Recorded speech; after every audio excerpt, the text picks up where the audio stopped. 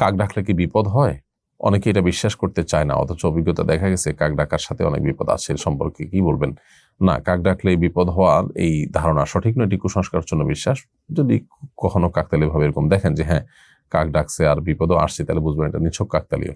আপনার জীবনে বহু বিপদ এসেছে কাকের ডাকা ছাড়া, তাহলে সেক্ষেত্রে কি বলবেন? কাক ডাকলেই বিপদ আসে এরকম কোনো বিষয় নয়।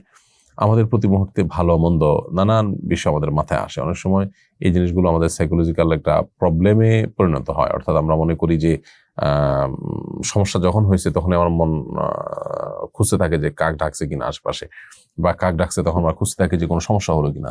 তো সমস্যা এটা আপেক্ষিক ব্যাপার, খুঁজলে আশপাশে বহু সমস্যা আপনি খুঁজে পাবেন। তো এভাবে মানুষ অনেক সময় রিলেট করে। এমনকি যদি বাস্তবিক অর্থে এরকম দেখেনও, তাহলে বুঝবেন যে শয়তান এটা আপনার ঈমানকে নষ্ট করার জন্য করছে। আমার বিপদ, আমার দুঃখ, আমার ভালো মন্দ সবকিছু আল্লাহর পক্ষ থেকে নিয়ন্ত্রণ হয়, কাকের ডাকাডাকির সাথে কোনো সম্পর্ক নেই। এবং এটা না বৈজ্ঞানিকভাবে প্রমাণিত, না কোরআন হাদিসের আলোকে প্রমাণিত। বিধায়টিকে কুসংস্কার হিসাবে একজন মুসলমান গণ্য করতে হবে।